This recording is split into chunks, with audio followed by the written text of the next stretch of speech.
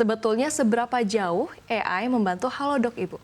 Ya, pada dasarnya Halodoc ini kan memang adalah aplikasi atau platform yang berbasis teknologi. Yes. Jadi tentunya salah satu hal yang harus selalu kita embrace adalah perkembangan dengan teknologi. Salah satunya adalah AI. Saat ini memang disruptif sekali ya terhadap berbagai aspek kehidupan.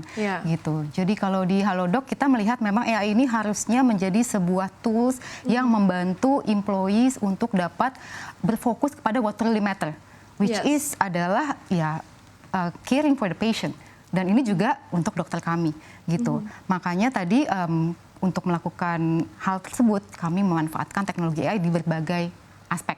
Misalnya, ini contoh dari sisi marketing aja nih.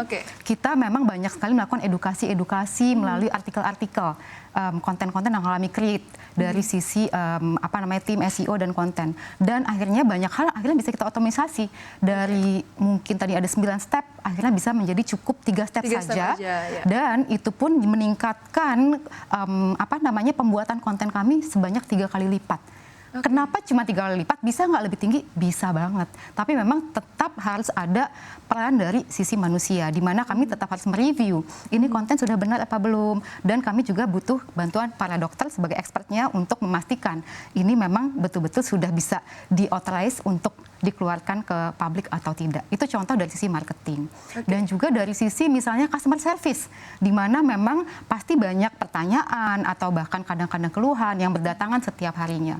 Dan tentunya selama ini harus dilayani oleh manusia. Nah, dengan AI kita juga menggunakan teknologi ini untuk membantu memfilter sehingga akhirnya solusi yang diberikan memang jadinya juga lebih spesifik sesuai dengan kebutuhannya, dan tenaga manusia yang dibutuhkannya pun jadi bisa lebih efektif melayani lebih banyak lagi gitu.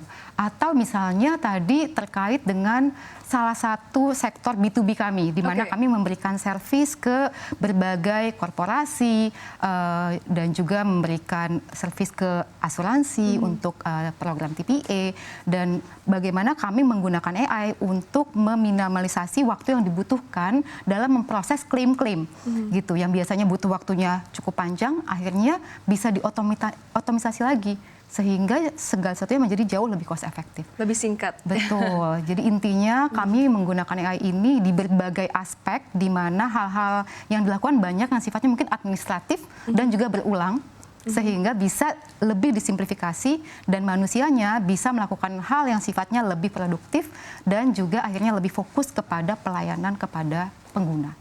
Itu. Nah untuk kedepannya Bu Fibri, kira-kira rencananya untuk mengadopsi AI di sektor bagian mana lagi nih Bu Fibri?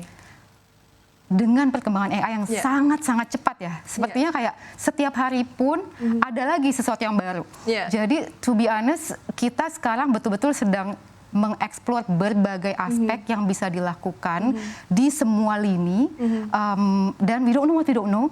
Karena perkembangannya itu beyond our comprehension sometimes gitu ya. Jadi yang bisa kita lakukan saat ini adalah selalu embrace, selalu belajar dan bereksperimen.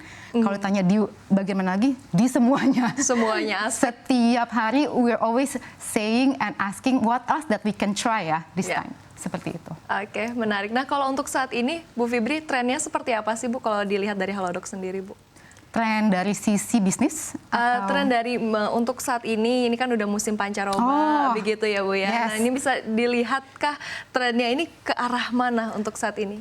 Jadi kalau kita lihat lucunya juga ternyata yang namanya musim pancaroba ini bergerak juga nih waktunya. Misalnya sekarang sedang pancaroba, sekitar April, Mei ini, dan mungkin bahkan masih sampai ke Juni itu kayaknya tiba-tiba siangnya panas banget, terus tiba-tiba hujan lebat sampai banjir di mana-mana dalam waktu hitungan menit gitu ya. Nah kalau kita lihat tahun lalu ini tuh jatuhnya agak lebih early, yaitu sekitar Maret, April. Jadi sekarang harusnya tuh udah mulai musim panas, dan panasnya kalau mungkin Mbak Bunga ingat tahun lalu tuh panasnya juga panas banget. Panas banget, gitu kan. Betul. Nah jadi sekarang kita yang tadinya pikir oh sudah selesai ya musim hujan, ternyata sekarang sedang terjadi transisi lagi. Tadinya mulai panas, kok jadi mulai bolak-balik. Dan kita lihat ada nggak sih impact-nya terhadap kesehatan?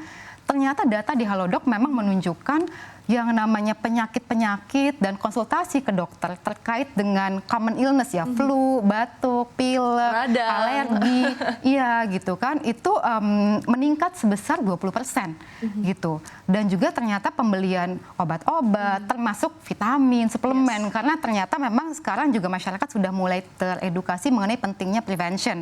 Itu pun meningkat lebih dari 15%.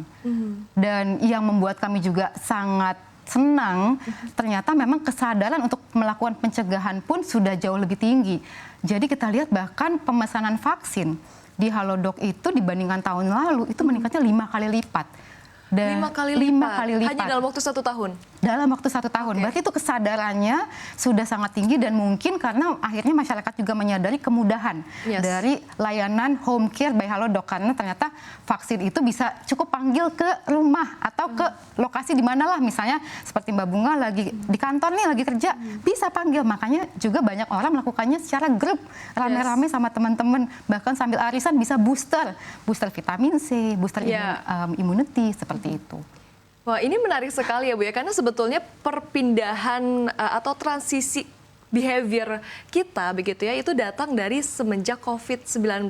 Betul. Betul kan, itu kemudian akhirnya orang-orang semakin aware adanya preventif itu lebih baik daripada kita mengobati begitu ya, dan ternyata yang kami pikir oke, mungkin kesehatan itu hanya akan di masa-masa COVID aja nih, tapi setelahnya mungkin orang-orang udah nggak aware lagi, tapi ternyata dengan adanya peningkatan 5 kali lipat itu orang-orang masih tetap aware ya Bu ya? Justru menurut saya ini karena orang-orang semakin aware gitu kan, dan juga merasa ada kemudahan lebih yang memang bisa diberikan oleh layanan home care dari Halodoc ini misalnya. Karena mungkin mereka sebelumnya melakukan tapi di luar, for example. Tapi menurut saya juga kesadarannya makin tinggi sih, karena flu-nya misalnya makin berat gitu kan. Jadi orang akhirnya kayaknya harus lebih nih, nggak bisa cuma minum-minum vitamin aja.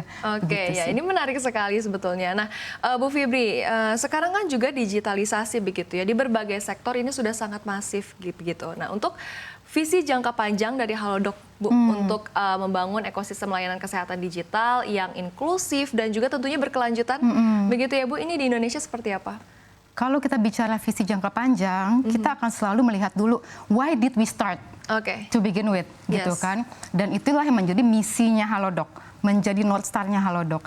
Dan jawabannya apa jadi misi itu? Yaitu adalah untuk simplifying access to healthcare. Dan yang namanya mensimplifikasi akses kepada kesehatan ini bisa bentuknya macam-macam.